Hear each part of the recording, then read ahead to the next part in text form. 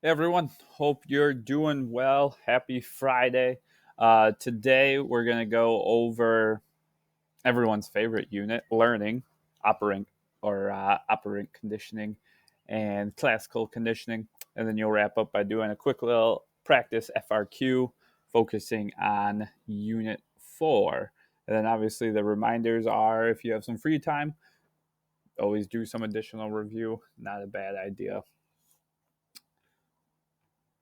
So as I said, we're going to talk about Unit 4, which is learning.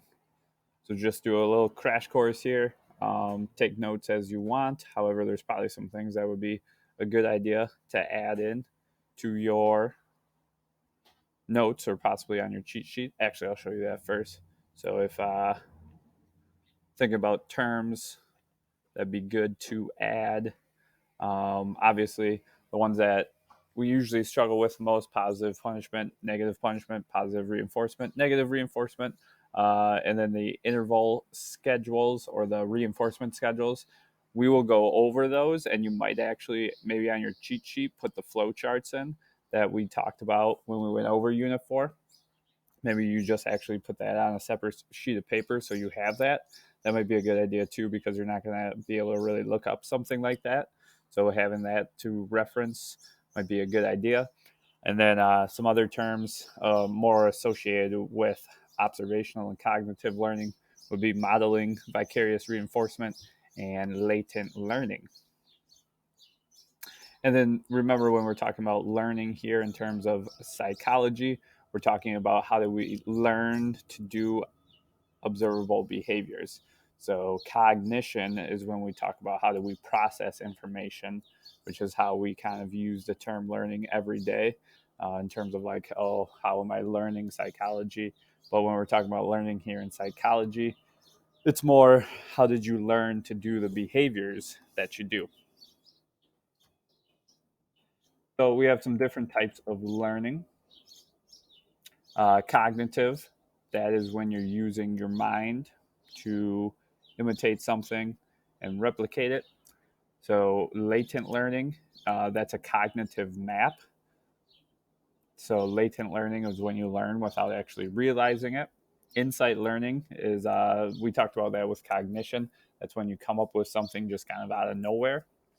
And then the one that we really talked about with learning in this unit was observational or social learning. Big term with that is modeling. We talked about the Bobo doll experiment. You watch something, you see it happen, and then you imitate it. That's modeling. So you observe it, and then you think it's a good behavior, or for some reason you feel like it's socially acceptable, and then you imitate that behavior. Associative behavior or associative learning, that is behaviorism. So we learn things through experiential learning. Classical conditioning is reflex or involuntary. So that's when we're going to talk about a stimulus and then a response. So that's classical conditioning. You have a stimulus, then a response. And then operant conditioning is when you have a voluntary behavior and then you have a reward or punishment.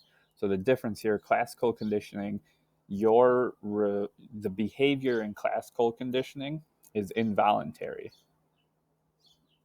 In operant conditioning, the behavior is going to be voluntary. So we talked about Pavlov's dog with classical conditioning, and then we uh, talked about Skinner with operant conditioning. So associative learning, as we talked about, we have two. And the idea here with associative learning is you're associating two things together.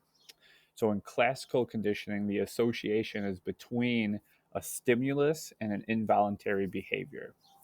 And in classical conditioning, we have naturally occurring or unconditioned stimulus and unconditioned response, which is once again naturally occurring.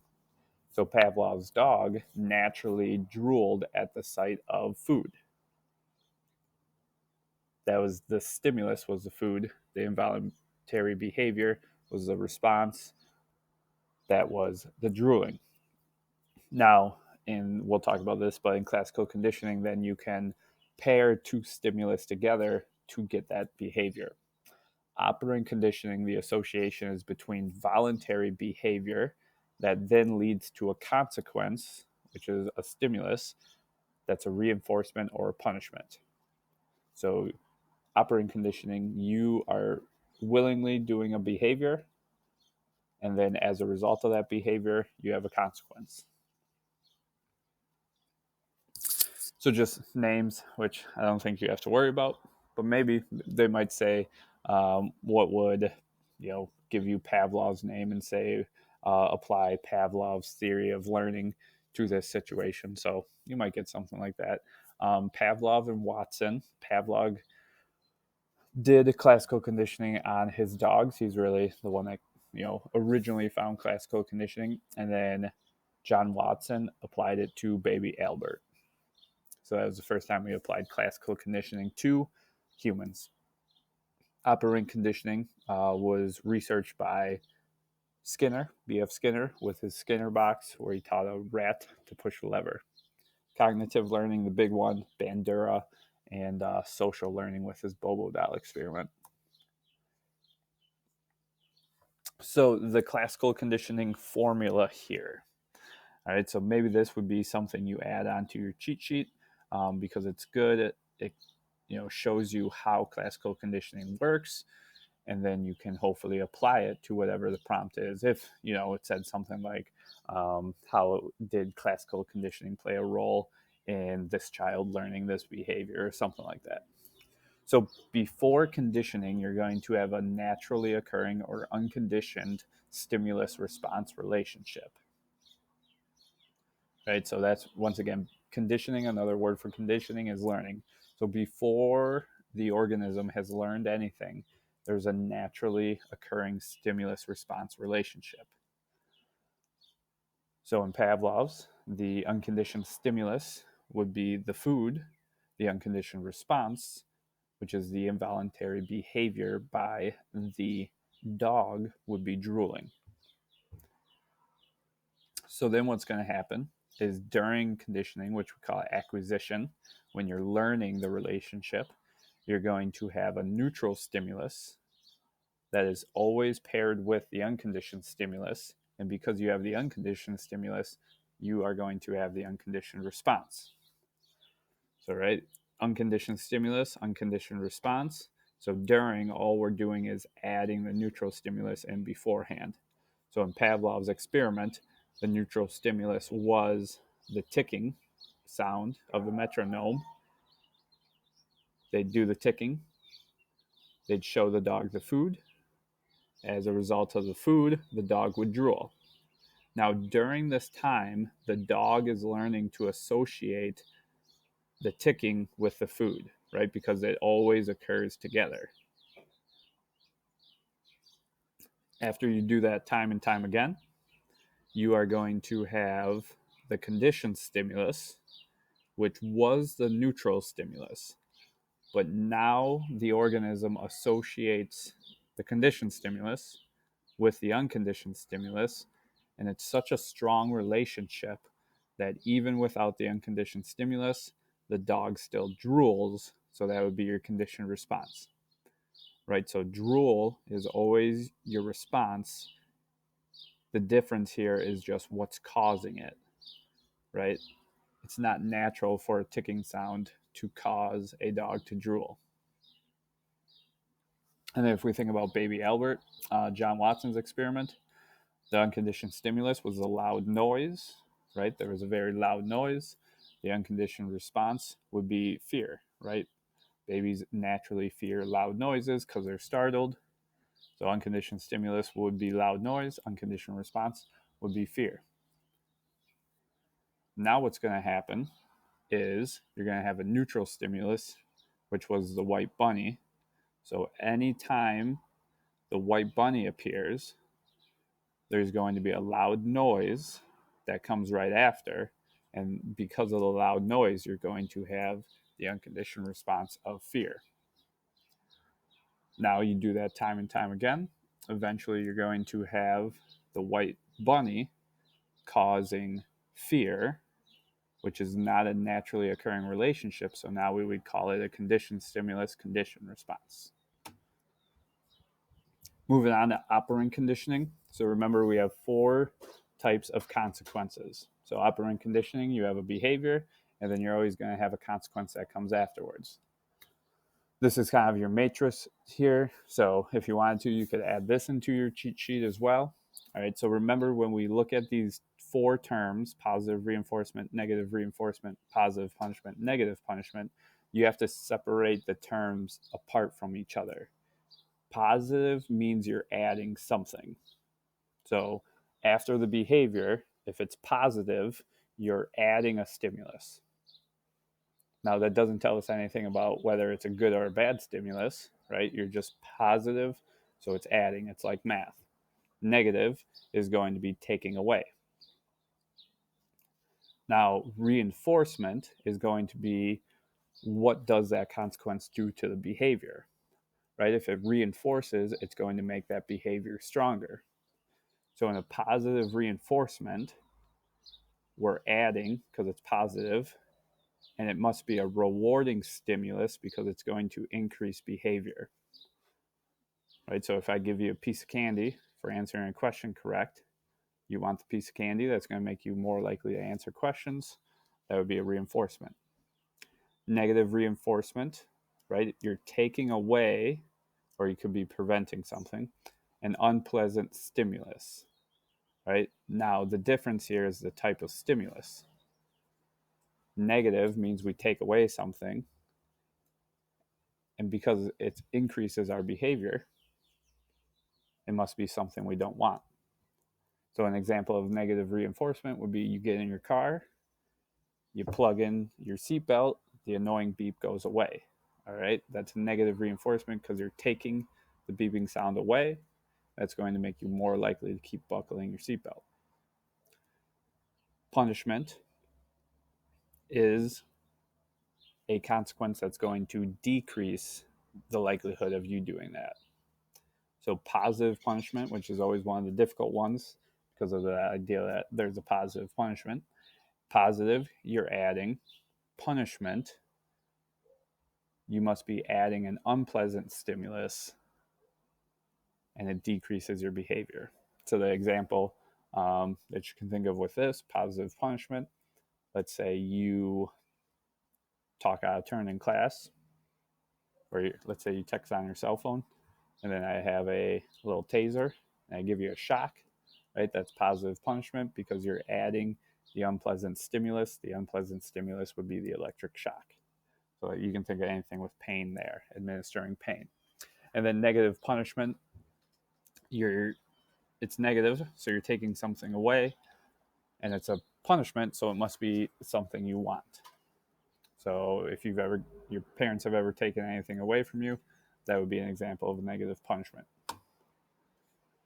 Types of intermittent reinforcement. So remember, this would be where you have continuous reinforcement, where anytime you do that behavior, you get that reward. So it's a 1-to-1 ratio.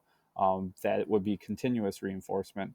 That's not really likely in all situations. It's hard to be reinforced for every behavior. So we have fixed, and we have variable, and then we have ratio and interval. And we'll go through the flow chart here. So this is the flow chart for, get myself out of the way here. This is the flow chart for operational conditioning and identifying what type of consequence it is. So once again, this could be something, maybe you just have one whole page specific to Unit 4 and learning if it's something you struggle with, but this would be good to have as well. Just like having the equation for classical conditioning would be good to have. So first step, identify the behavior in the situation. So remember, operational conditioning, it's always behavior first, all right? So what that individual is voluntarily doing, and then the consequence afterwards. So identify the behavior in the situation. So let's say, for example, let's use you get a speeding ticket, all right? And just remember, you always want to go with specifically what the prompt or the question says. So we're just going with the wording of you're driving over the speeding limit or the speed limit, and you get pulled over and you get a ticket. So the consequence is getting a ticket. So first thing, identify the behavior in the situation. That is going to be your speeding, all right, going over the speed limit. And then you have to ask yourself, do we want the behavior to continue? All right, obviously we don't want you to keep speeding, so you're going to get a punishment. And then the next part is something bad added or is it removed? Oh, sorry, or something good removed. Is something bad added or something good removed? So, right, because we want to decrease your speeding and they gave you something, all right, that would be positive, right? Because the ticket is a bad thing, it gets added on, that would be positive. So you just follow the flow chart there. If you think about a negative reinforcement, so let's say, for example, you do all your chores, and as a result, your parents take away your curfew. Well, so the behavior would be doing all your chores, right? Do your parents want that to continue? Yes, they do. So they're going to use some sort of reinforcement. Did they add something good? No. Did they take away something bad? Yes. So it would be negative. So that's how you use the flow chart there. And then this is the flow chart for the reinforcement schedules. So remember, continuous reinforcement is when every time you did your chores, or let's say speeding, or bad one because it's not reinforcement, but yeah, every time you did your chores, you got your curfew taken away. That would be continuous reinforcement. Now, in most situations, it's not likely that you're getting continuously reinforced, so it's going to be some sort of partial intermittent reinforcement schedule. So this is kind of the flow chart there. Once again, maybe add this into your notes. The first thing to ask yourself is, based on the prompt, do we know when the reinforcement is coming? If we do, we know it's fixed. All right, so if the answer is yes, you know exactly when you're going to get that reinforcement, it would be fixed. If you don't know, that would be variable, because variable means random, fixed means set. Then you want to ask yourself, is it based off of the numbers or the frequency, or is it based off of the time passed prior to the behavior? Frequency or number would be the ratio, and then time passed prior to behavior would be interval. So let's say, for example, a car salesman gets a bonus every time they sell 10 cars. So do we know when the reinforcement is coming? Yes, we do. So it's fixed, right? Because that salesman knows that if I sell 10 cars, I am going to get my bonus. He can predict that. Is it based off of the number of frequency or time passed? It would be number, right? Because it's every 10 cars. So that would be ratio. So getting a bonus for every 10 cars would be a fixed ratio reinforcement schedule. Variable, think of a variable example, would be not gambling, but we'll use slot machines. Do you know when you're going to win on the slot machine? No. So it's variable. Is it based off of the number of pulls, or is it based off of time? It would be based off of frequency or number. So it's variable ratio. It's not interval, because if it was interval, that means you would just have to pull that slot machine once, and then you could sit there. You just have to sit there for a random amount of time. But that's not true. A better example of variable interval is fishing. If you're doing like lazy man fishing and you're just doing a bobber, right? You could throw it out there and then you just let it sit there. You don't know when it's going to, you're going to catch a fish, but in some time, you just had to cast it out there once, and sometime, who knows, it might be 30 minutes, might be 2 days, you're going to catch a fish, all right? But you don't know how much time, so that would be variable. All right, there's your crash course on learning. Now what you're going to do is do a little learning FRQ. So the prompt here, this would be an example, or obviously I don't think you would have 5 terms from learning on your FRQ, but who knows. So the prompt here, Physical punishment has been used in the past as a way to modify an unwanted behavior of a child. In most situations, the child would do a behavior, then the adult didn't that that the adult did not want, and then the adult would administer a physical punishment to the child. And I give you some examples there. Part A, based on your knowledge of psychology, apply each of the following concepts to argue why physical punishment has negative impacts on the child and the other children that may observe the behavior. So, what you have to do here, follow the IDA format, quick definition, and then go into applying it specifically to the idea of physical punishment. So, modeling here, and once again, the application, you have to talk about how could modeling potentially have negative impacts on the children. So modeling is specifically talking about observational learning. Classical conditioning of fear. So what this means when it says classical conditioning of fear is you have to explain how a child may have a conditioned response of fear. All right. So you go back to what we talked about with the classical conditioning equation.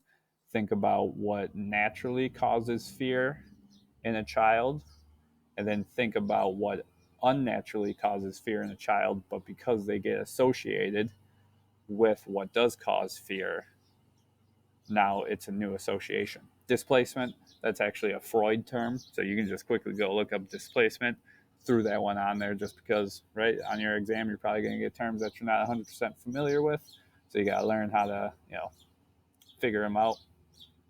Part B, based on your knowledge of psychology, apply each of the following concepts to how you could modify the unwanted behavior in a different way. So, other than using physical punishment, how could you use positive reinforcement? And how could you use a variable ratio schedule of reinforcement? So, you have to quick definition and then apply it to how you could change that unwanted behavior. Get that done, turn it into Google Classroom, and then you're good for the week. Obviously, if you have any questions, shoot me an email and let me know. Talk to you all later. Have a great day.